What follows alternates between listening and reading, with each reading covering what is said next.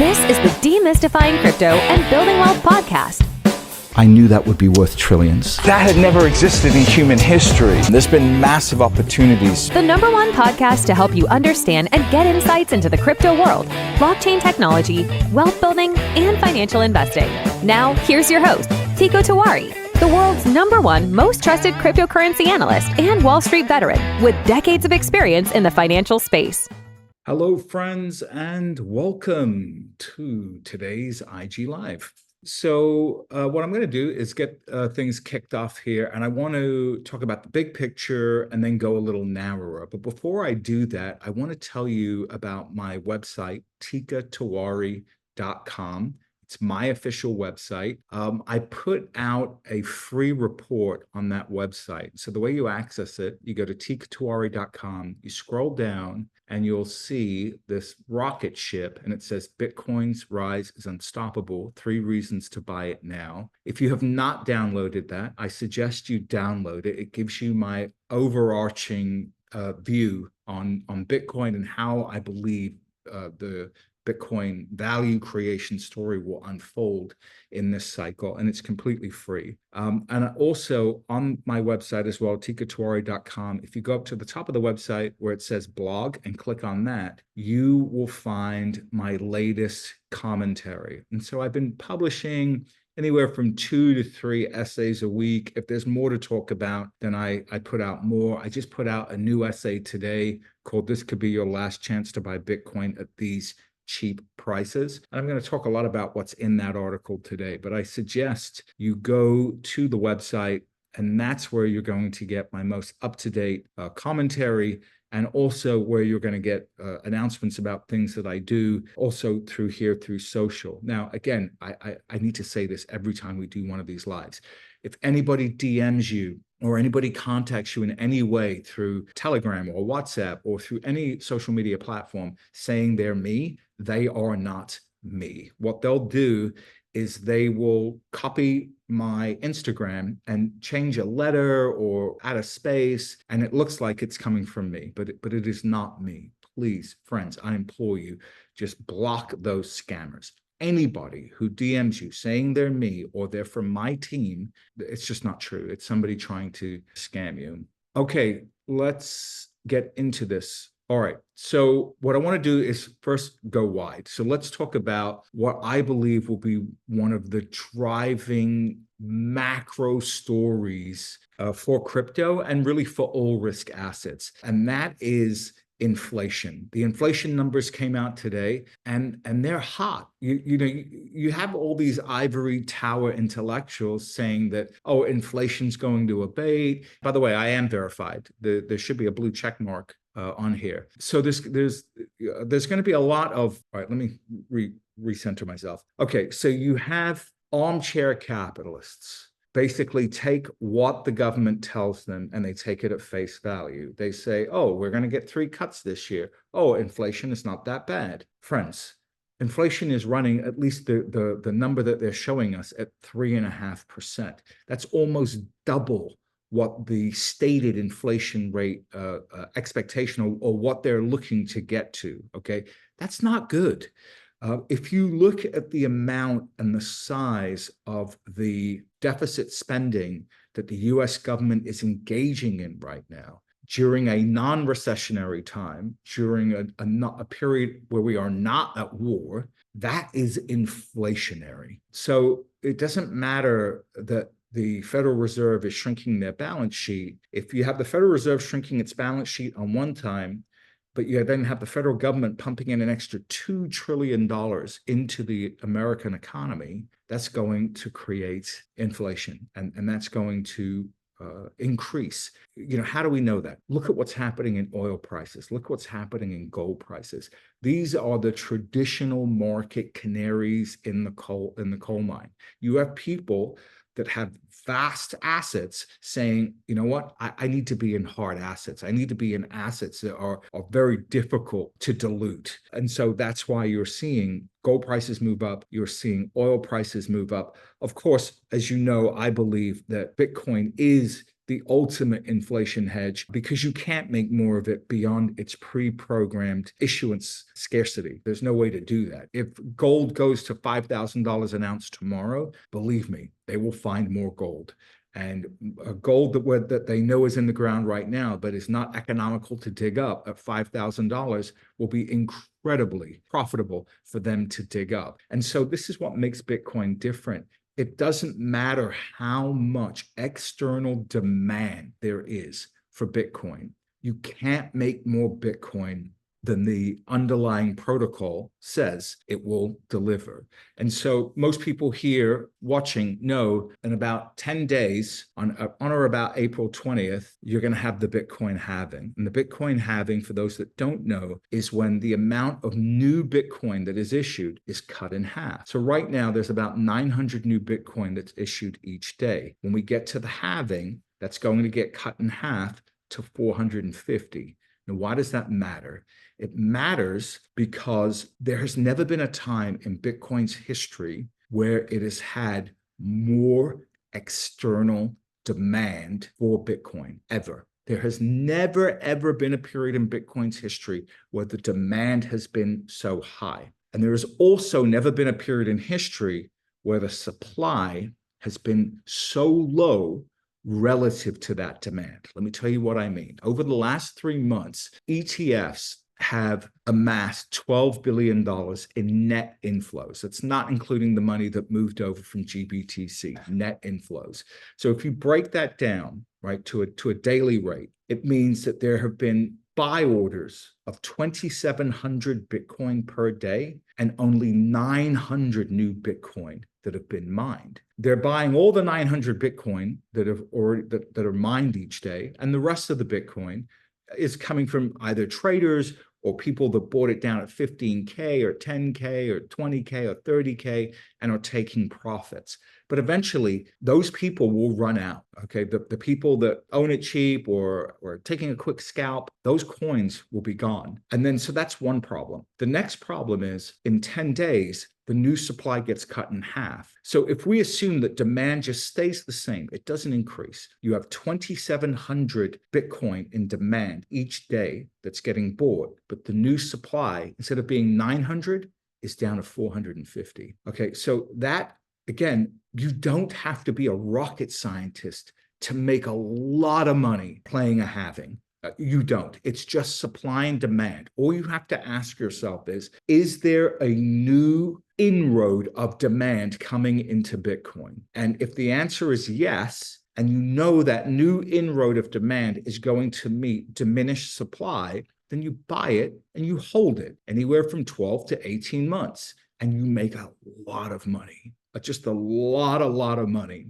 And so I think if we are being completely honest with ourselves, we have to say that demand is only going to go up. It's not going to diminish from here, at least through the course of this cycle. Why is that? Why do I say that? I say that because we are just at the beginning of Wall Street accepting Bitcoin as an investable asset class. It's only been part of the traditional Wall Street system, i.e. in this ETF format, for 90 days. That's it, 90 days. And it's broken every single ETF record that we have for the amount of assets going into an ETF vehicle in the history of ETFs. So clearly, we are at the very beginning of this cycle, and there will be multiple waves of Bitcoin adoption, of ETF adoption. One of those waves that we need to pay very close attention to are the wirehouses. So when I talk about the wirehouses, I'm talking about the massive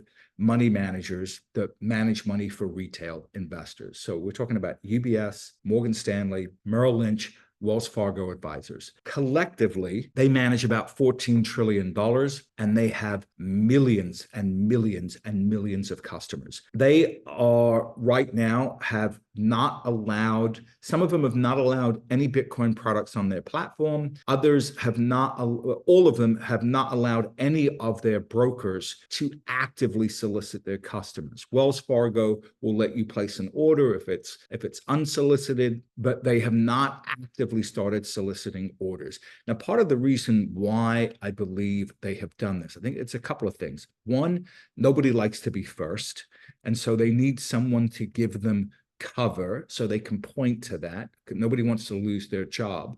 But two, and the other more kind of nefarious reason, is they haven't figured out a way to get paid on that order flow. Now, just recently, I believe this was April 5th, BlackRock announced that UBS, Goldman Sachs, and Citadel Securities have now become authorized participants of the IBIT Bitcoin ETF. So what does that mean? It means that they provide liquidity to the ETF. And why do they do that? Well, they don't do it for free. They do it because they get paid spreads. They make money by providing liquidity to the ETF. So now that UBS is an authorized participant of the biggest Bitcoin ETF out of GBTC, what I believe, and again, this is what I believe, I don't know this as a fact, this is what I believe, is that UBS will be among the first of the wirehouses to approve Bitcoin ETFs across all of their wealth advisors. And once UBS crosses that line and starts allowing their advisors to recommend Bitcoin and Bitcoin-related products, such as these ETFs, the rest of the wirehouses have to follow. Now, why do they have to follow? It's just about money. It's as simple as that. If you look at the BlackRock ETF, in 90 days, it's accrued $19 billion in new assets. That's real money. And yes, they're not making a lot in fees on that now, but they will make a lot of fees on it in the future. And they're onboarding a whole new cohort of investors that they ordinarily would not have access to with their typical funds. And so in order for traditional money management to survive and thrive into the future, they need to tap into these investors, because these investors that are buying Bitcoin now, these men and women, many of them very young, these are going to be the wealthy, the landed gentry, if you will, of the future. These are the equivalent of the people in the 50s and the 60s that were buying big American blue chips, buying houses in Silicon Valley when they were dirt cheap, and just leaving them alone. 10, 20, 30 years went by, and these were the new wealthy in America. These people were worth 5, 10, 15, 20 million dollars. The only reason why, they were in the right place at the right time, and they were smart enough to own the right assets and leave them alone. This is the future for an entire cohort of young investors that are getting long Bitcoin and crypto assets now. The value explosion that we will see, not just over this particular 18-month bull market, but over the next 4 years, 8 years, 12 years, 16 years, 20 years in this space, will be beyond anything you can possibly imagine. It will be beyond anything that you can possibly imagine. And so for money management firms to not be positioned to capture that multi-decade generational wealth, they're going to go out of business, or they're going to get taken over by their competitors, and they can't allow that to happen. And so that is why I am thoroughly convinced we will see the wirehouses enter into the Bitcoin space. I would be shocked if it takes more than 90 days for either UBS or Morgan Stanley to say, okay, we're going to open this up to our funds, and we're going to allow our advisors to start recommending Bitcoin and Bitcoin-related products and ETFs. So that's the next wave of demand that we will have coming into Bitcoin, and it's massive. After that, you're probably going to have Bitcoin options, so options on Bitcoin. Once you have options on Bitcoin, this brings in a whole other type of player that can now trade around their positions with options. It brings in new market makers. It brings in new participants. It brings in people that will have to own physical Bitcoin in order to hold against their options as they buy and sell options against their physical Bitcoin positions. Again, friends, understand that we are at the very beginning of this financialization trend of Bitcoin and of all crypto assets. Now, a question I had here is, well, when is it going to be time to take profits on the alts? Not yet. The alts, as much as Bitcoin is going to go up, and I'm on record saying we will see a minimum of $150,000 Bitcoin this cycle, minimum of $150,000. Let me repeat that. Minimum of $150,000 on this cycle. Minimum. Probably much, much higher. But I'm very comfortable in saying that we'll see 150K Bitcoin this cycle. As Bitcoin goes, if Bitcoin doubles and doubles again, the movement in the alts is going to be breathtaking. It's going to be insane. I'll say this. If you're going to play the alts, it's no problem playing the alts. Just be rational. Okay, don't think in your mind, okay, I've got 20,000 to play around with. I'm going to put it all in this one meme coin in the hope that I make, 20 million bucks, because that might be the meme coin that goes to zero. But the next meme coin might be the one where, okay, you don't make 20 million, but you make 2 million. So my point is, if you want to make a lot of money in alts, is you have to use uniform position sizes.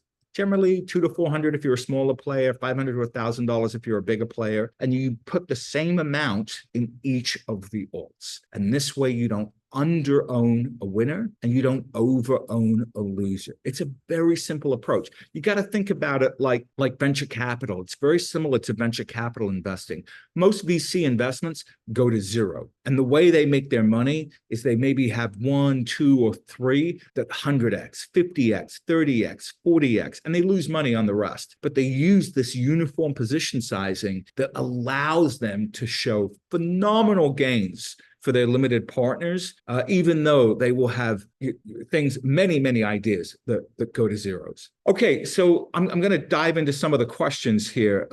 Should we be concerned about market manipulation now with large institutions getting into the crypto market? And this is from Graber. Am I pronouncing that correctly? Here's the ugly, honest truth. Manipulation happens every single day in every single market. Bond market is manipulated by central banks. The interest rate market is manipulated by money center banks. Stocks are manipulated by hedge funds and high-frequency trading firms every single day. The gold market is manipulated every single day by commodity trading firms and major banks. So we can't escape manipulation. It's just, unfortunately, it's just part of the free market system. There's always going to be somebody trying to put their thumb on the scale. The question we have to ask ourselves is, can anybody trying to manipulate crypto stand in the way? Well, let's talk about Bitcoin, of Bitcoin moving significantly higher. And my answer to that is no. And I'll tell you why. One, the ETFs are completely regulated. I mean, we have complete transparency into them. The spot market is now huge. It's $1.4 trillion large. It's not like back when I got involved in Bitcoin back in 2016, when the whole market was 12 billion, and it was easy to manipulate, and people did manipulate the price of Bitcoin constantly. I'm not going to name names, but there are certain people that I knew were very active in manipulating the price of Bitcoin. So today, Bitcoin is much harder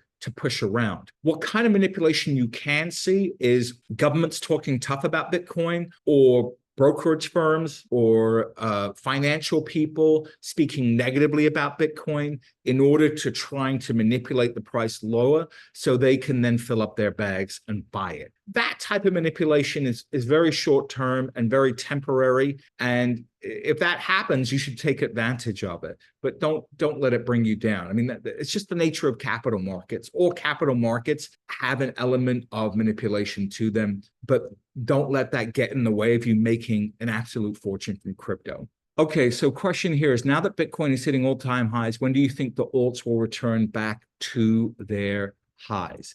Great question. So generally, and it might not go down this way, okay? So let me just be clear about that, Jody. Generally, Bitcoin runs up into the halving, as do the alts. The halving happens. It's shocking how many people have this expectation, but people expect that Bitcoin will quadruple overnight once the halving happens. When that doesn't happen, they get mad and they sell their Bitcoin. And Bitcoin generally will sell up. sometimes 10%, 15%, sometimes 30%. Will that happen this time? I don't know, because the ETFs throw in this real wild card, because you now have institutions that are buying to fill a percentage allocation and are really price insensitive. We've never had this type of price insensitive buyer at this scale before in Bitcoin. So it's tough to get a real good read as to how the price will react after the halving. So I think we got to get past the halving. Personally, I would love to see some weakness in Bitcoin so I can fill up my bags on more on the trading side. I keep my long-term Bitcoin, which I added to a lot when Bitcoin dropped down to 25 and 30K. I bought a lot more down there. And now that, those bags are full, if you will, now I have my trading allocation to Bitcoin, and that I'm very opportunistic with. So I would love to see a 15 or 20% sell-off post-halving. I don't know if we're going to get it, but if we do, I will definitely be a buyer and then trade out on the move to the new highs. But as we move to new highs in Bitcoin, yeah, I mean, the alts are going to go too. But just remember this, there's generally a lag. Generally, Bitcoin will break out, go to new highs. All the money kind of chases in Bitcoin. That can generally last, 3 or 4 months. And then as Bitcoin, kind of moves up and goes to that next level, money starts peeling out and then going into the alts. But, as that occurs, of course, I'll keep you in the loop. Question is, retraction in crypto is due to the current inflation? Yeah, I mean, who knows? On any given day, who knows? Probably what will happen is you'll have a million pundits pointing to inflation, saying, oh, inflation's rising, which means the Federal Reserve is going to have to raise interest rates, which means that money is going to flow out of risk assets and Bitcoin's going to go down. Here's the thing. Right now, the federal government has to spend about $1 trillion a year in interest on the current debt that it has. 50% of all the debt that it has is going to have to be refinanced. I believe it's over the next 3 years. So there's only so much higher Jerome Powell can go with interest rates before he risks doing some irreparable harm to the U.S. government and in terms of the U.S. government finances. So he's kind of in between a rock and a hard place. So, could he take interest rates to 12%? I don't think so. If he took interest rates to 12%, let's say he just went Volcker on the whole world, all asset prices go down. I mean, let's just be clear about that. Stocks, bonds, crypto, housing, I mean, everything takes it on the chin and you go into a horrible recession. Will that be the end of Bitcoin? No, it won't be the end of Bitcoin. But it would, let me tell you, it would definitely put a crimp in all risk assets.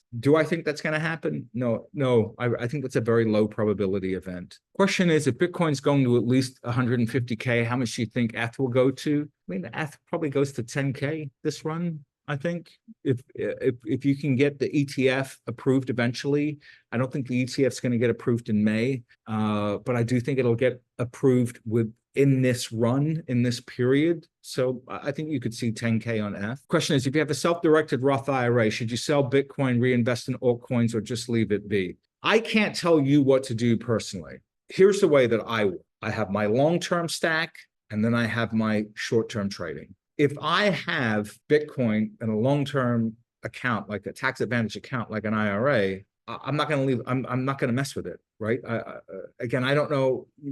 It all depends upon your age, where you are. I mean, if you're 30, it's different than if you're 50. So in my retirement accounts, I bet on what I believe are sure things, right? Meaning that over time, my money will grow, right? So I have blue chips. I have I don't have things that I consider to be, crazy and speculative. I don't consider Bitcoin to be a crazy, speculative asset anymore. It's a volatile asset. It's a very volatile asset, but I don't consider it to be wildly speculative. To me, a wildly speculative asset is an asset that has the ability to go to zero. I don't think Bitcoin can go to zero anymore. In my IRA, I like to bet on sure things. And for me, the surest bet that I have in crypto is Bitcoin going to 150K. Now, is that a guarantee? No. Please don't say Tika Tiwari guaranteed that Bitcoin would go to 150K. I did not. But as I analyze the risk and the potential trajectory, and I look at, okay, this capital in my IRA is important capital. I can't mess that capital up. What has the best chance of dramatically increasing in value with the lowest risk to my capital within that universe of assets? Okay, so if we look at the universe of assets in crypto, which asset do I believe is going to go up the most and has the least chance of going to zero or having permanent erosion of my capital? And for me, the answer to that question is Bitcoin. And if I can buy Bitcoin in my IRA and double my money in a year and a half, I have bought back 10 years of my life. Why do I say that? Well, because it takes anywhere from 7 to 10 years to double your money in the S&P 500. So if I can double my money and do it in about a year and a half in a tax-advantaged account, then to me, that makes the most amount of sense, rather than trying to go for 100x in alts that could go to zero if I'm wrong. Hopefully that answers your question. Okay, why are the miners lagging? Great question. Look, I got to say that for me, one of my worst market calls was going long miners late in the cycle during the last cycle. I mean, it was horrendous. It's a call that I've apologized a lot for, and it's a call that I personally lost a lot of money on. The miners are going to lag until the market can see who survives the halving, who can be profitable post-halving. So once we get post-halving, and once we can see that the miners can still make money and make a lot of money, then I think you will see the miners start to catch a bit again. This is a good question. What date range do you expect the bull market to be over? Generally Bitcoin peaks out about a year and a half after the halving. So now, could this cycle be different? It might, because we have an on-road of capital into Bitcoin that we've never had before. And we have a buyer of Bitcoin that we've never had before. So you're going to have tens of millions of younger workers that can now buy Bitcoin in their retirement account, that are just going to put their retirement savings on auto pay, and every single week or every single month, they're going to be buying a Bitcoin ETF. And that is going to put a consistent bid under Bitcoin, price insensitive bid at scale that we've never seen before. And so things really have changed. Things really are different this time. So it's very difficult for me to say with confidence, oh, this cycle is only going to be 12 months or only going to be 18 months. A lot of people believe this cycle is going to be a lot shorter because we hit the all-time high before the halving. I actually think, at least with the information I have in front of me now, this could be the longest bull cycle we've ever seen in Bitcoin because of the ETFs. But that remains to be seen. Okay, this is a great question. What allocation should we keep for Bitcoin, Ethereum, and other altcoins? Okay, so it depends on your age, and it depends upon what you're trying to do. If you are already rich, you don't need to have more than a 5% allocation to Bitcoin. And then every 6 months or every year or so, you can rebalance your portfolio, because that 5% Bitcoin holding is there as a shield against inflation. And it will protect the rest of your portfolio, whether you have stocks, bonds, especially if you have bonds. You need some type of way to protect your bond exposure from inflation. And in my opinion, Bitcoin is the simplest, best way to protect your bond investments, is to have an allocation to Bitcoin. I would even say, if you wanted to have a super conservative investment portfolio, I would have 95% short-term treasury bonds that are yielding 5.5%, and 5% in Bitcoin, and I'd be done. That only works if you're already rich, okay? If you're not already rich, then you have to ask yourself, how much risk am I willing to take, and how much volatility can I take? Everybody thinks that they can take a lot more volatility than they really can. So if you look at your portfolio, and let's say you're 100% stocks, which is what most young people are and should be, in my opinion. If you're young, Sub 30, you don't need to have any bonds. You should just buy the S&P 500. What should your allocation be to Bitcoin? I think if you're sub 30, you can have a 20 or 30% allocation to Bitcoin, no problem. I mean, you've got decades ahead. If you're sub 40, probably somewhere between 15 to 20% max. I'm talking these are max numbers.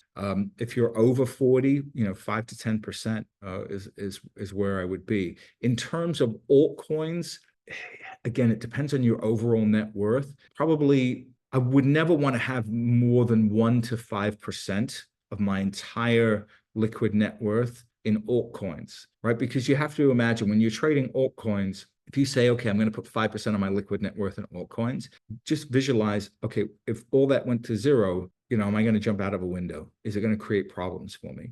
So do that exercise in your head, and then you get to a number where you're like, okay, if I lost all of this, I'm okay with it. That's your altcoin portfolio. When it comes to Bitcoin, you have to say, okay, if I put this X percentage of my liquid net worth into Bitcoin and it drops 85% tomorrow, am I going to do something dumb like sell it? And really just live it in your mind, right? Live it in your mind. Say, and just see the value drop by 85%.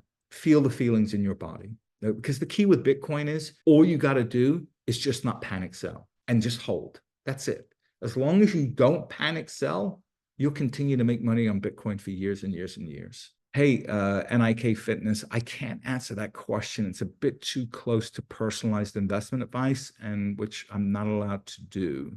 Okay, so this is very important here. Yacht Designer 1 says there are several imposters saying they are you. They're asking for Bitcoin to join their subscriptions. I'm not ever going to ask you for Bitcoin for subscriptions. Maybe if we do it through one of my sites like tikatoari.com or when I get set up, maybe we'll offer that as a payment option. But I'm not going to DM anybody, or I have no private closed groups that I'm offering access to.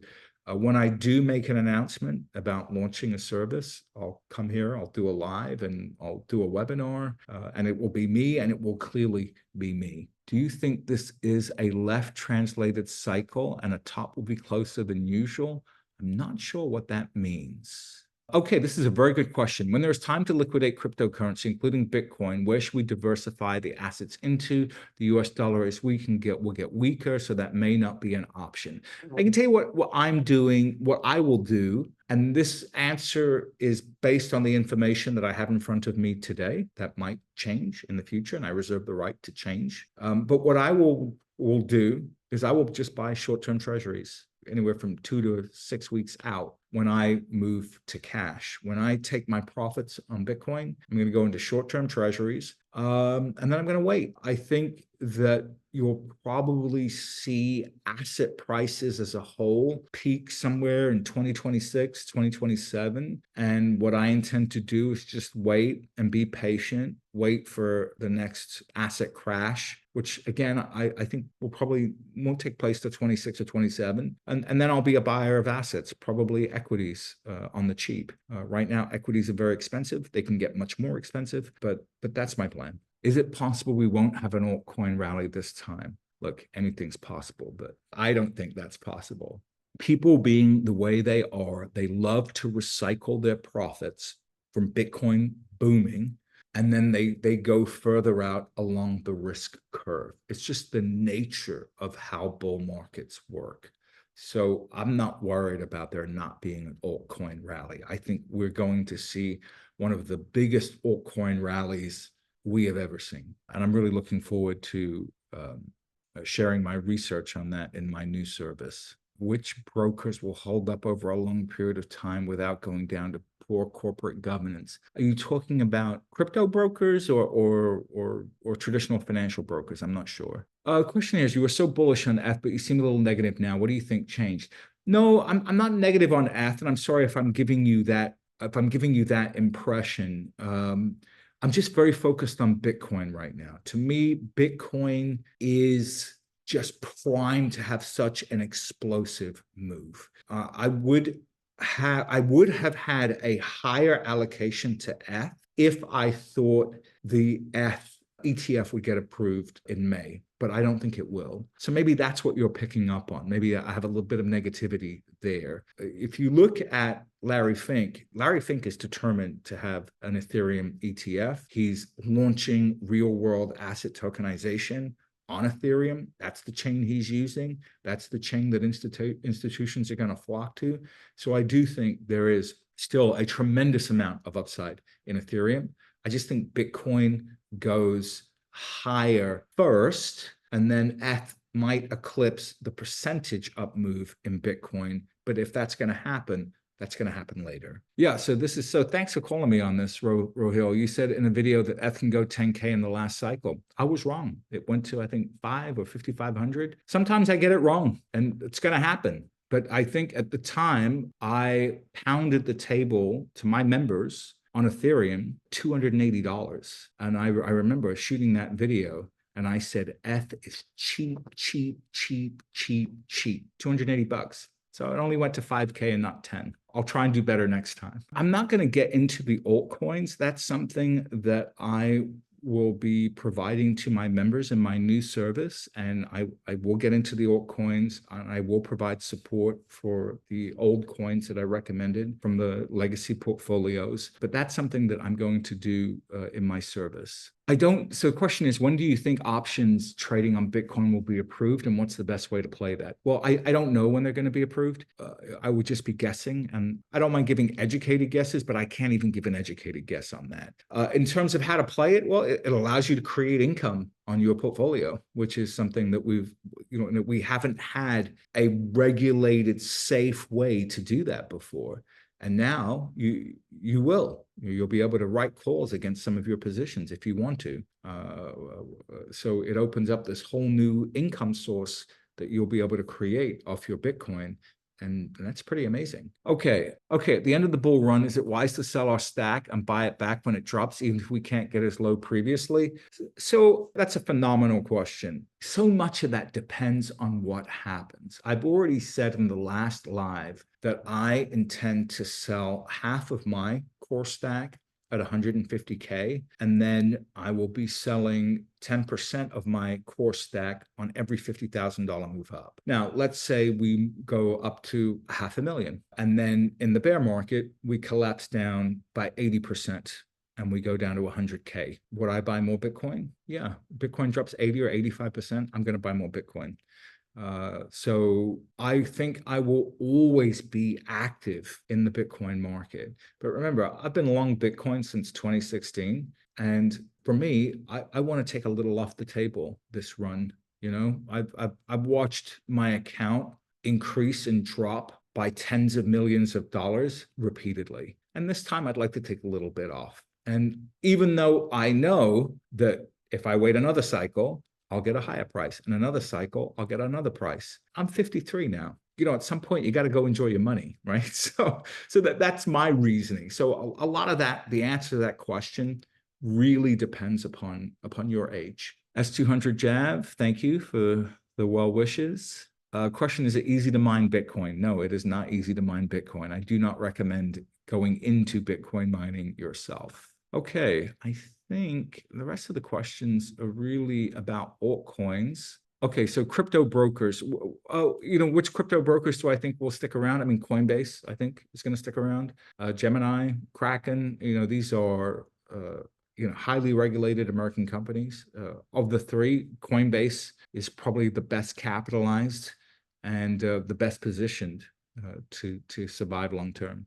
Okay, I'm Shoji, watching this live in Japan. Hi, Shoji. Would you sell most of your Bitcoin holdings when Bitcoin approaches or peaks out of the cycle's peak?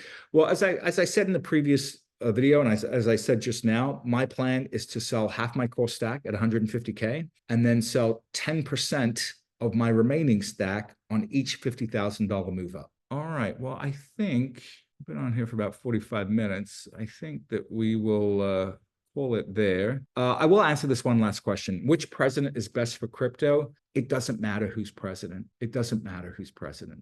Crypto is going to go up because no matter who comes into power, they're going to spend more money than they have coming in. And that's inflationary. And that debases the currency. And that creates a greater value proposition for Bitcoin. So again, don't get too caught up on who sits in the White House, because at least as it relates to Bitcoin, it doesn't really matter. Friends, I want to thank you so much for tuning in. I just really appreciate you very much. Again, I want to remind you, just stay away from the scammers, okay? I'm not going to DM you. Please don't fall for it. Go to tikatoari.com. You can get my most recent commentary there. Go to the blog section.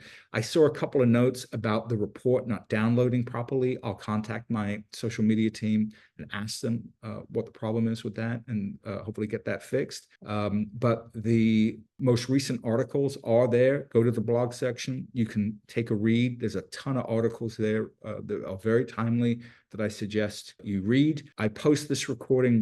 We'll post on Instagram, and then I've also recorded to go onto YouTube as well. All right. Thanks so much, friends. Again, I really want to thank you for tuning in, and I want you to always remember, let the game come to you. So that concludes today's episode. Thank you for listening. We'd love to hear your thoughts in the comments section. You can find the show notes on www.tikatoari.com. If you found this episode helpful, please share it with others, talk about it on social media, and leave a rating and review. Don't forget to subscribe so that you never miss another episode. Thanks again, and we'll see you next time.